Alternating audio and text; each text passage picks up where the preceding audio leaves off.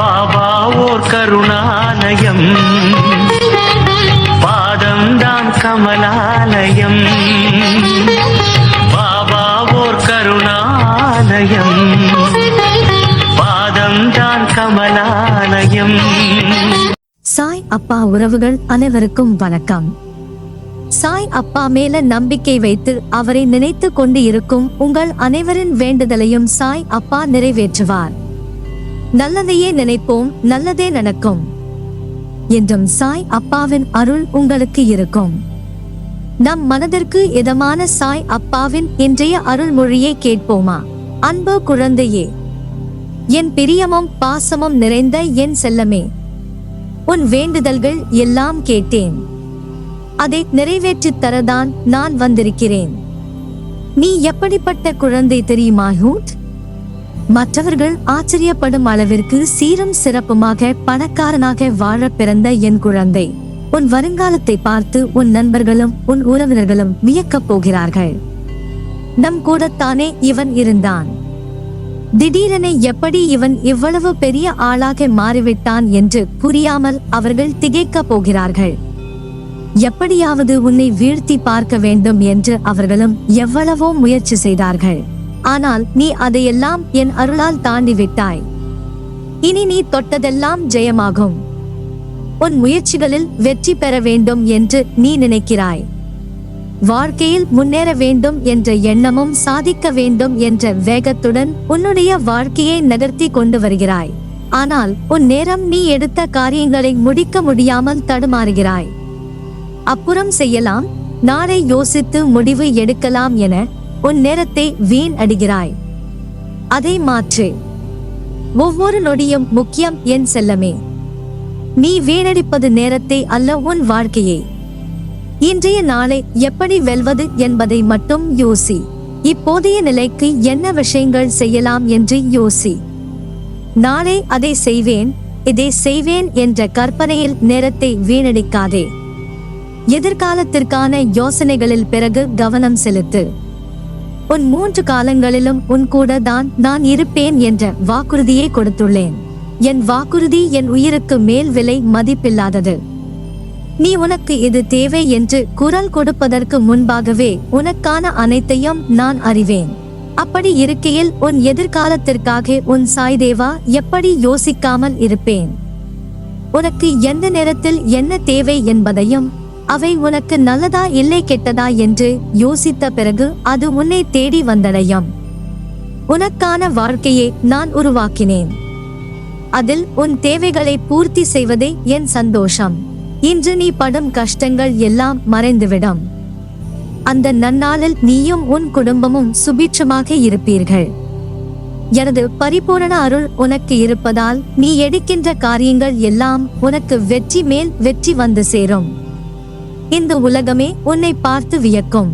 உன் வாழ்க்கைக்கு என்றும் நல்ல இனிமையான சங்கீத்தை கொடுப்பேன். நீ ஜெயமாக அனைவரது ஆசிர்வாதங்களை பெற்று நீ வாழ்வாய். அந்த நிலையை அடைய இன்று உனக்கு கிடைத்த ஒவ்வொரு நொடியையும் பயன்படுத்து. மண்ணில் உள்ள மண்புழுவுக்கு கூட தெரிகிறது தன் நகர்வால் மண்ணுக்கு பயன் என்று. விண்ணில் உள்ள மேக கூட்டங்களும் கூட நகர்ந்து கொண்டுதானே இருக்கிறது. மானுடத்தில் பிறந்த நீ நகராமல் இருக்கலாமா? எடுத்த காரியத்தை முடி. நீ செய்ய வேண்டிய ஆனால் செய்ய சோம்பேறித்தனம் படுகிற வேளையில்தான் உன் வெற்றி அடங்கியிருக்கிறது. எண்ணங்களால் நகர்ந்து கொண்டே இரு, வெற்றி நிச்சயம். எல்லா கஷ்டமும் நீங்கி சகல செல்வங்களும் பெற்று வாழப்போகிறாய். உன் வாழ்வில் திடீர் திருப்பம் ஏற்படும். தினம்தோறும் உன் வாழ்வில் பல குழப்பங்கள் வருகிறது என்று கவலைப்படுகிறாய். குழப்பங்கள் வருவது என்றும் நல்லதுதான். ஒரு குழப்பமான சூழல் உன்னை நெருங்குகிறது என்றால் குழப்பமான விஷயங்களில் உனக்கு தெளிவு பிறக்கப் போகிறது என்று அர்த்தம். ஒரு விஷயம் நடைபெற போகிறது என்பதை வழிமுறைப்படுத்தி நீ எப்படி எவ்வாறு எப்போது செயல்பட வேண்டும் என அனைத்திற்கும் விடையாய் அமையும். மனதை நம்பிக்கையால் நிரப்பினால் நிச்சயம் உன் குழப்பங்கள் உன்னை அழுத்தும் பாரமாய் இருக்காது. அது உனக்கு முன்னேற்றம் தரும் பாதையை தான் காட்டும்.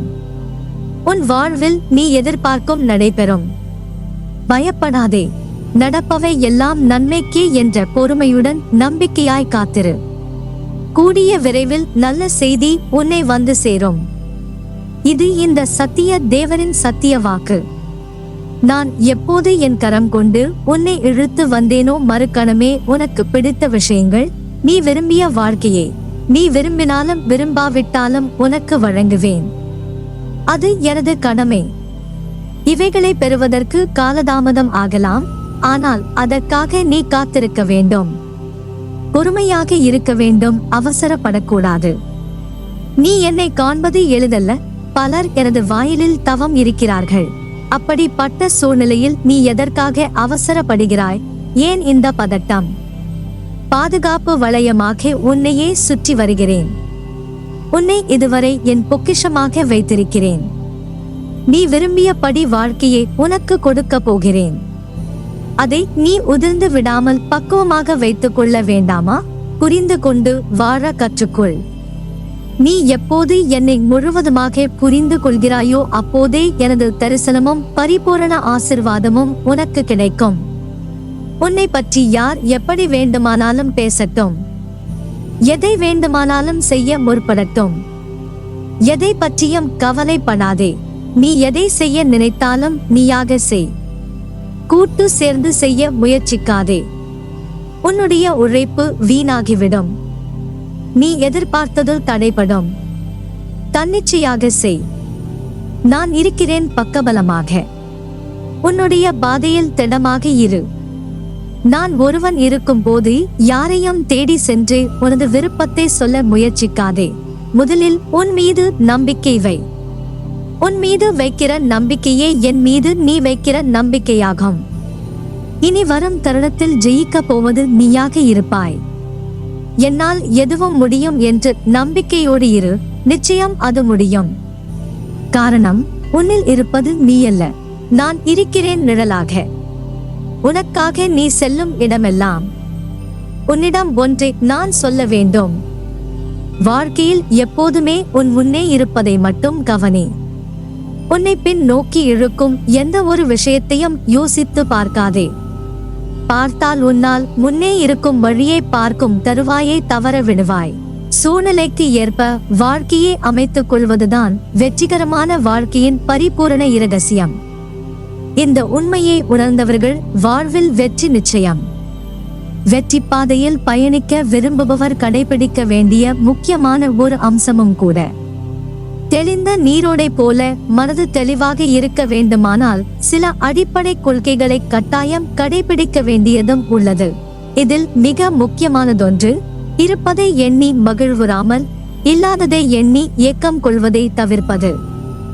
ஆம், வாழ்க்கையில் அனைத்தும் கிடைத்தால்தான் நான் மகிழ்ச்சியாக இருப்பேன் என்று எண்ணினால் இந்த பிறவியில் அது சாத்தியமில்லை. காரணம், குறையில்லாத மனித வாழ்க்கை என்பதே இதுவரை இல்லை என்பதுதான் சத்தியம். உன் மகிழ்வான பொழுதுகளை முழுவதுமாக கெடுக்கக்கூடிய வல்லமை பெற்றது உன்னிடம் இல்லாத ஒன்றை எண்ணி ஏக்கம் கொண்டு நிம்மதியே தொலைப்பதுதான். மகிழ்ச்சி என்பது என்றுமே இன்னொருவரால் வரக்கூடியது அன்று. மகிழ்ச்சியோ துக்கமோ, இதில் எதை தேர்ந்தெடுக்க போகிறாய் என்பது உன்னிடமே உள்ளது. ஏன் ஜெயிக்கவில்லை என்று கேட்டால் சோம்பேறித்தனத்தையும் கஷ்டம், வலி, தோல்வி இவைகளை காரணமாக உனக்கே நீ சொல்லாதே. சொல்லவும் அனுமதிக்காதே. நீ மனதளவில் பயப்படாமல் இருந்தால்தான் உன்னுள் இருக்கும் நான் உன் சாய்தேவா தைரியமாக செயல்பட முடியும். நம்பிக்கையோடு உன் காலடிகளை எடுத்துவை. அதன் பிறகு பார் உனக்கான என் செயல்பாடுகளை. எல்லாம் சரியாகிவிடும், பயப்படாதே. நம்பிக்கையோடு காத்திரு. நல்லதே நடக்கும். நீ என் பரிபூரண அருளும் ஆசிர்வாதமும் அன்பும் பெற்ற என் பிள்ளை.